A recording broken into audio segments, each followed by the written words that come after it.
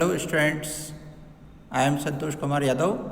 Today we will discuss on the accountancy chapter number 9 cash book. Cash book इसको हिंदी में रोकड़ बही कहा जाता है। जैसे कि नाम से स्पष्ट है कि इसमें हम कैश से रिलेटेड ट्रांजेक्शन्स करते हैं।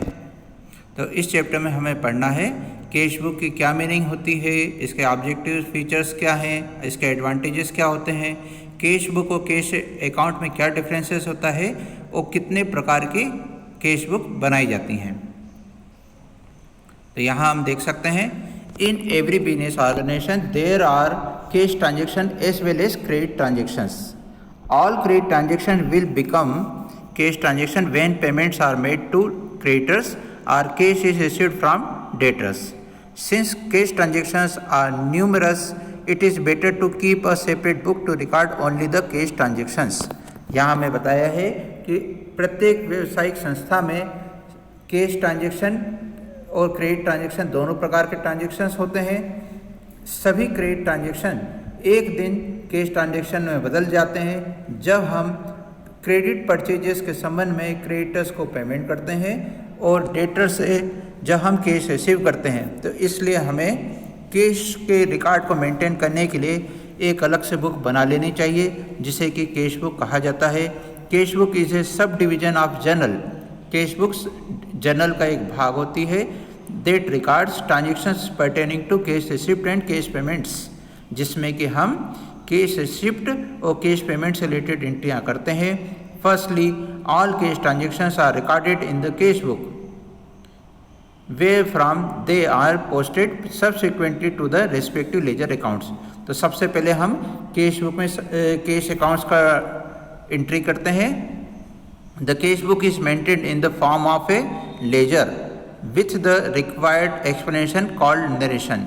कैश बुक में हम लेजर के समान कॉलम बनाते हुए एंट्री करते हैं जिसमें कि हम नरेशन भी उसको एक्सप्लेन करने के संबंध में लिख सकते हैं।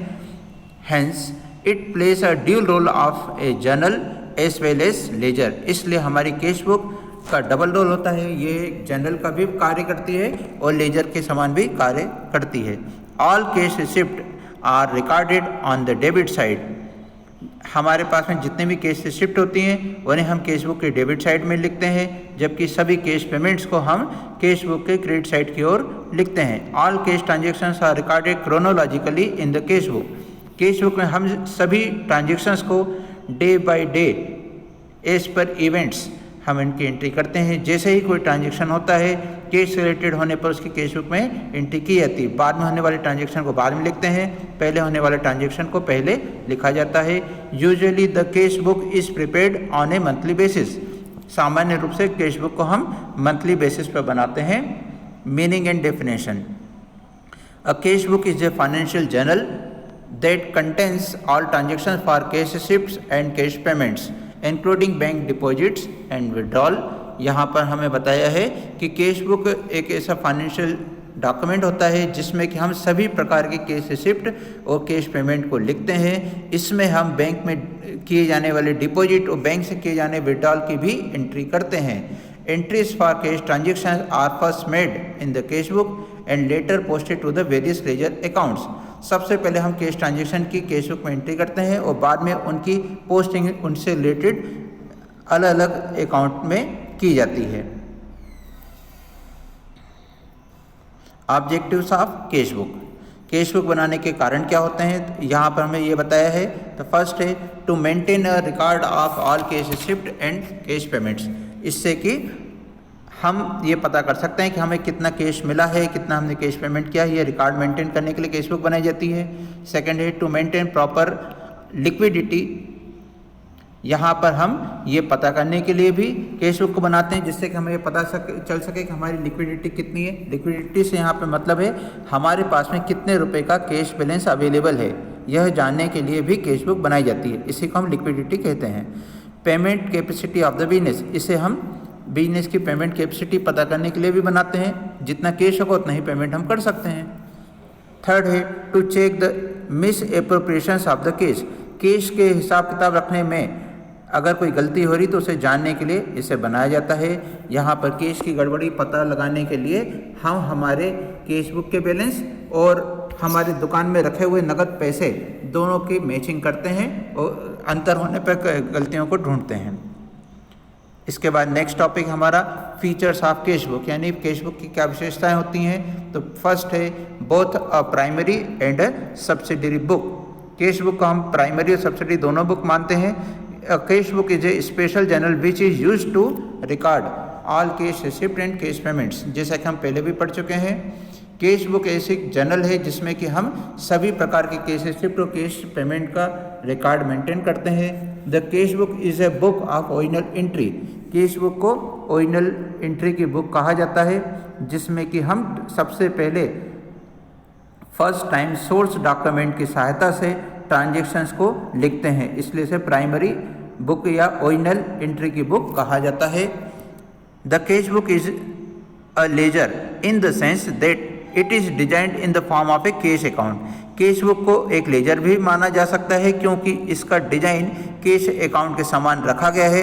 And records all receipts on the debit side and cash payments on the credit side. और इसके डेबिट साइड में हम कैश रिसिप्ट की एंट्री करते हैं, जबकि क्रेडिट साइड में हम सभी कैश पेमेंट की एंट्रियां करते हैं। इसलिए कैश बुक को जर्नल और लेजर दोनों ही कहा जा सकता है। सेकंड है always has a debit balance. Cash book का बैलेंस हमेशा डेबिट बैलेंस होता है। इसका मतलब है कि डेबिट साइड का टोटल हमेशा ज़्यादा होगा और क्रेडिट का टोटल हमेशा कम रहता है। As cash payments can never exceed the available cash balance in hand, क्योंकि हम कभी भी अपने पास अवेलेबल कैश से ज़्यादा का पेमेंट नहीं कर सकते, इसलिए कैश बुक का बैलेंस हमेशा डेबिट बैलेंस होता है। ये ऑब्जेक्टिव का एक क्वेश्चन यहाँ से बनाया जा सकता है। If the money is paid by borrowing from someone, यदि किसी व्यक्ति से हम पैसा प्राप्त करते हैं, it will first be recorded on the debit और रिसिप्ट साइड। जब हमें किसी व्यक्ति से पैसा प्राप्त होता है तो हम उसकी एंट्री कैश बुक के रिसिप्ट या डेबिट साइड की ओर करते हैं। And only then it will be shown on the credit और पेमेंट साइड, और इसके बाद में इसकी एंट्री हम क्रेडिट या पेमेंट साइड की ओर कर सकते हैं। In some cases the balance can be nil. कुछ स्थितियों में बैलेंस नील भी या जीरो भी होता है, but it can never show a credit balance in A case of single column cash book. लेकिन ये कभी भी cash single column cash book होने की स्थिति में क्रेडिट बैलेंस को नहीं दिखा सकता। Third can be customise. इसको हम बिजनेस के रिक्वायरमेंट, बिजनेस के साइज, नेचर के आधार पर इसके कॉलम्स को चेंज कर सकते हैं। कैश बुक भी अलग अलग प्रकार की होती है, इनमें से हम किसी भी कैश बुक का उपयोग अपने बिजनेस की आवश्यकता के अनुसार उसके साइज के आधार पर कर सकते हैं।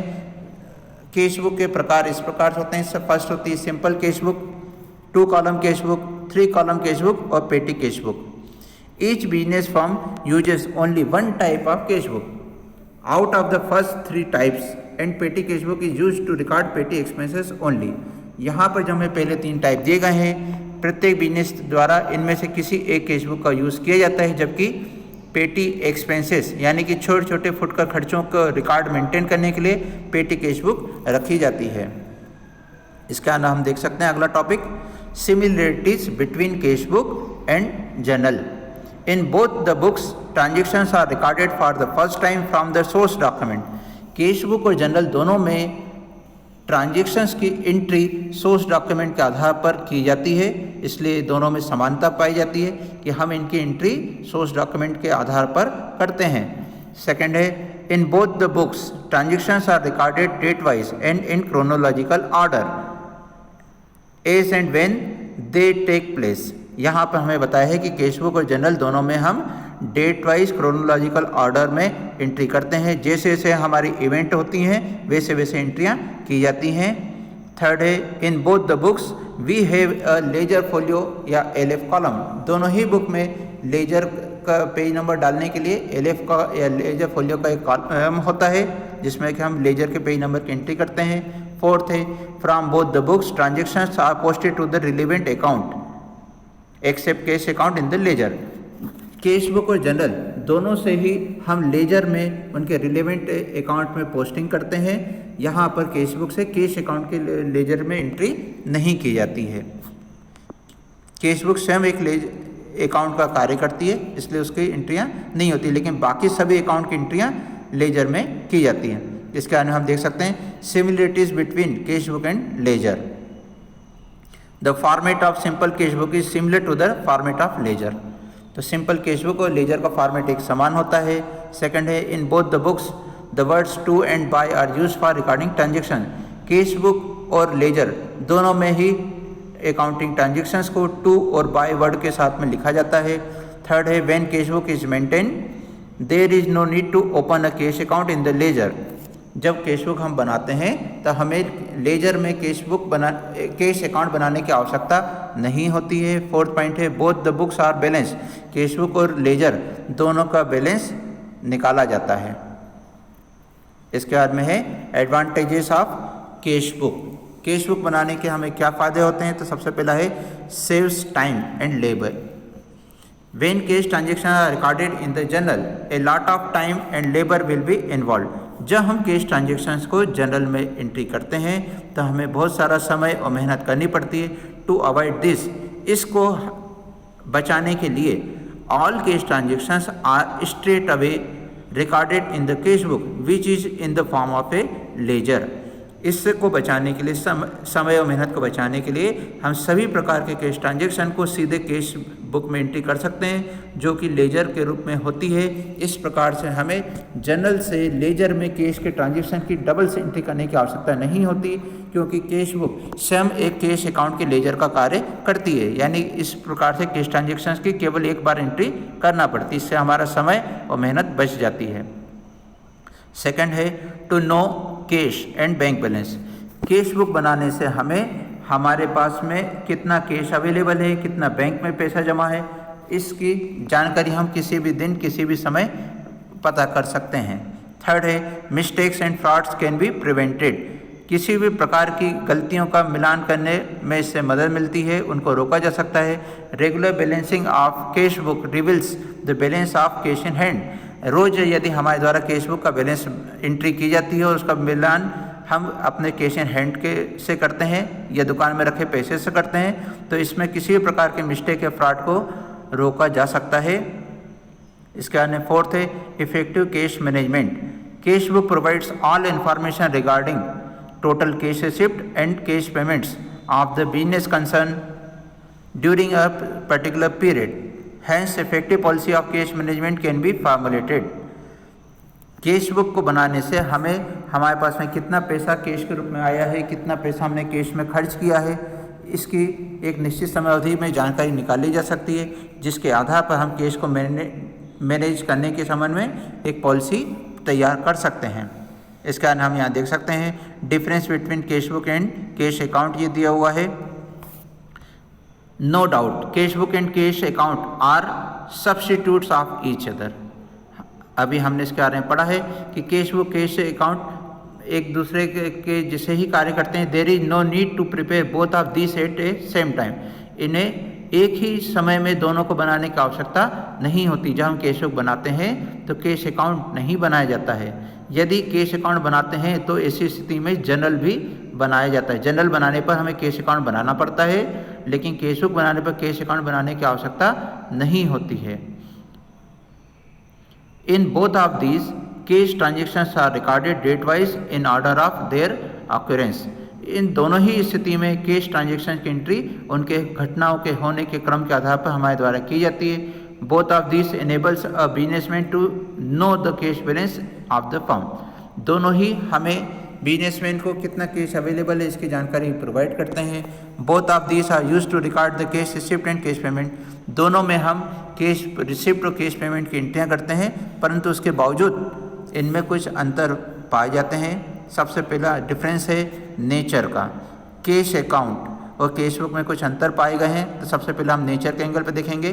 कैश बुक बनाने पर हम देख सकते हैं इसका नेचर है it is a separate book maintain to record the cash transaction. Cash book एक अलग से बुक होती है, जबकि कैश अकाउंट लेजर का ही एक पार्ट होता है। लेजर बुक के ही कुछ पेजों पर कैश की एंट्रियाँ की जाती है, जबकि कैश बुक के लिए एक अलग से सेपरेट बुक रखी जाती है। इसके बाद में है opening of cash account. Cash book बनाने की स्थिति में हमें कैश अकाउंट ओपन करने की आवश्यकता नहीं होती है, जबकि कैश अकाउंट बनाने की स्थिति में हम जनरल बुक में एंट्रियां कैश के रिगार्डिंग करते हैं और बाद में उनकी पोस्टिंग हमें कैश अकाउंट में करना होती है। कैश अकाउंट बनाने की स्थिति में हम कैश बुक नहीं बनाते बल्कि जनरल में एंट्रियां होती हैं। इसके बाद में है पोस्टिंग का पॉइंट। कैश बुक एक ओरिजिनल एंट्री की बुक कही जाती है। इसमें सबसे पहले कैश ट्रांजेक्शन्स को लिखा जाता है और बाद में इनकी लेजर में पोस्टिंग की जाती है। जबकि कैश अकाउंट के संबंध में cash account is open in the ledger, cash account को हम लेजर में बनाते हैं और इसमें जनरल से एंट्रियों की पोस्टिंग की जाती है। इसके बाद हम देख सकते हैं यहाँ पर टाइप्स ऑफ कैश बुक। इसके बारे में भी हमने पहले भी एक चार्ट देखा था कि 4 प्रकार की होती है। सबसे पहला सिंपल कैश बुक, इसे हम सिंगल कॉलम कैश बुक भी कह सकते हैं। सेकंड होती है 2 कॉलम कैश बुक, इसे हम double column cash book with cash and bank column भी कह सकते हैं। यहाँ पर कॉलम कैश, बैंक और डिस्काउंट के संबंध में रिक्वायरमेंट के आधार पर बनाए जा सकते हैं।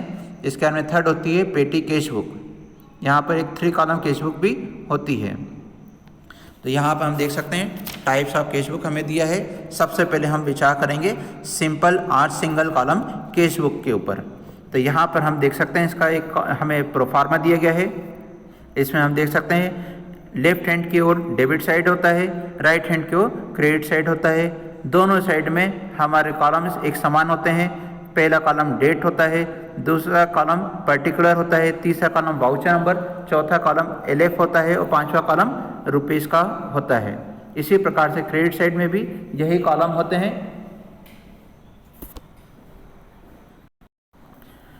डेबिट और क्रेडिट दोनों साइड में सेम कॉलम होते हैं। डेबिट साइड की ओर हम पर्टिकुलर कॉलम में जो भी एंट्रियां होती हैं उनको 2 लिखकर स्टार्ट करते हैं, अकाउंट का नाम लिखा जाता है। इसके बाद में क्रेडिट साइड की ओर पर्टिकुलर कॉलम में बाय लिखकर हम अकाउंट का नाम लिखते हैं। इसके आगे इनकी जानकारी हम विस्तार से अगले वीडियो में समझेंगे। Thank you.